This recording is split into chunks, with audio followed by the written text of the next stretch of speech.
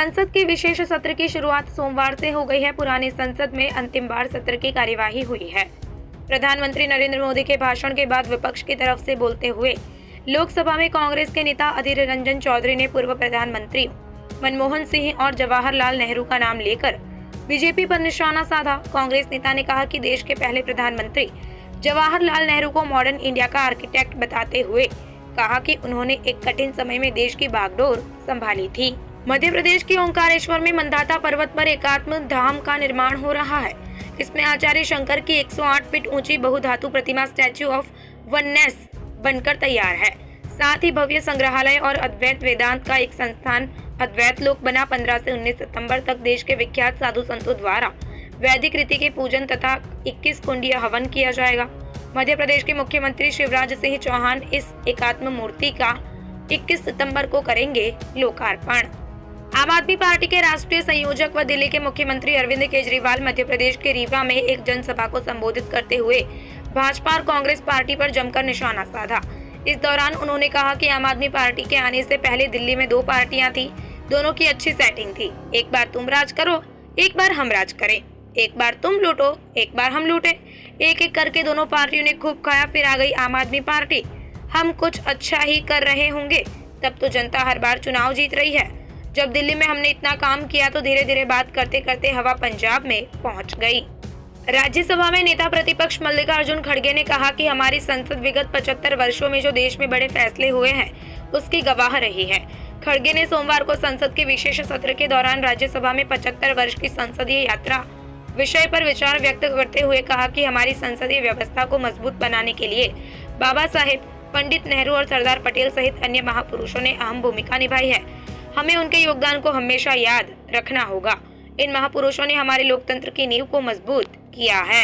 राज्यसभा के सभापति जगदीप धनखड़ ने G20 के सफल आयोजन के लिए देशवासियों को बधाई देते हुए कहा कि इससे भारत का विश्व में सम्मान बढ़ा है। इस शिखर सम्मेलन के परिणाम परिवर्तनकारी हैं और आने वाले दशकों में वैश्विक व्यवस्था को नया आकार देने में योगदान देंगे। धनखड़ ने सोमवार को संसद के विशेष सत्र के दौरान राज्यसभा को संबोधित करते हुए कहा कि G20 शिखर सम्मेलन के दौरान नई दिल्ली के राजघाट पर विश्व नेताओं ने राष्ट्रपिता महात्मा गांधी को श्रद्धांजलि दी। यह एक अद्भुत दृश्य था।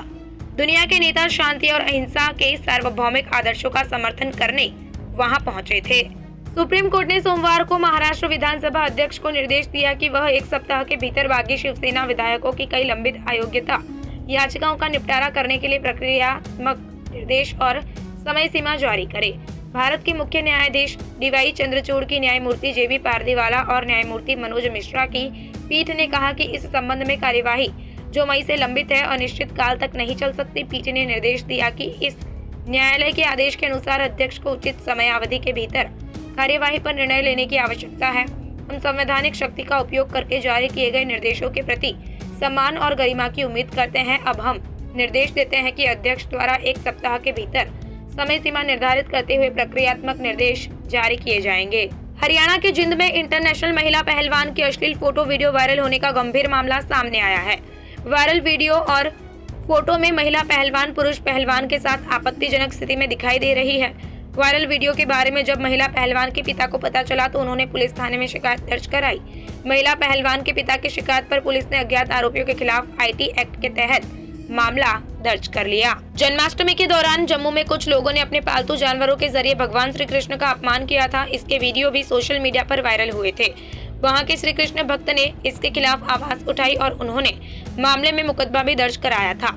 वहां के हिंदू संगठनों से भी एकजुट होकर विरोध करने की मांग की थी। आरोपियों पर कार्रवाई की मांग को लेकर श्री कृष्ण भक्त मथुरा पहुंची। वृंदावन में साधु संतों धर्माचार्य से मुलाकात कर सहयोग की मांग की।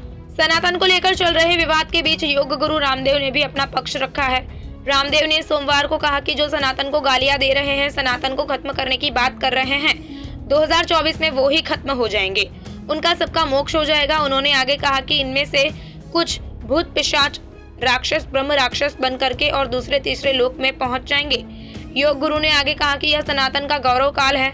इस दौरान रामदेव ने भारत बनाम इंडिया की चल रही बहस पर भी अपनी राय रखते हुए कहा कि जिनके DNA में गड़बड़ी है उन्हें इंडिया अच्छा लगता है। शाहरुख खान स्टारर जवान देश भर के सिनेमा प्रेमियों के लिए किसी त्योहार से कम साबित नहीं हुई। इस फिल्म ने बॉक्स ऑफिस पर तूफान ला दिया है। फिल्म अपनी शानदार रिकॉर्ड ब्रेकिंग ओपनिंग दर्ज करने के बाद अब 400 करोड़ को पार करने वाली सबसे तेज फिल्म बन गई है। फिल्म ने रिकॉर्ड बनाने वाले नंबर हासिल किए हैं और अपने रास्ते में कई रिकॉर्ड तोड़े हैं। सिर्फ 11 दिनों के भीतर जवान ने अकेले ही हिंदी वर्जन ने 430.44 करोड़ की शानदार कमाई की है। वहीं सभी लैंग्वेज को ध्यान में रखते हुए फिल्म ने भारत में नेट 479.99 करोड़ के जबरदस्त कलेक्शन का दावा किया है, जिसमें बाकी भाषाओं ने 49.55 करोड़ का प्रभावशाली योगदान दिया है, जो कि हिंदी रिलीज डब के लिए शायद ही कभी देखी गई उपलब्धि है और 50 करोड़ के मील के पत्थर को पार करने की कगार पर है।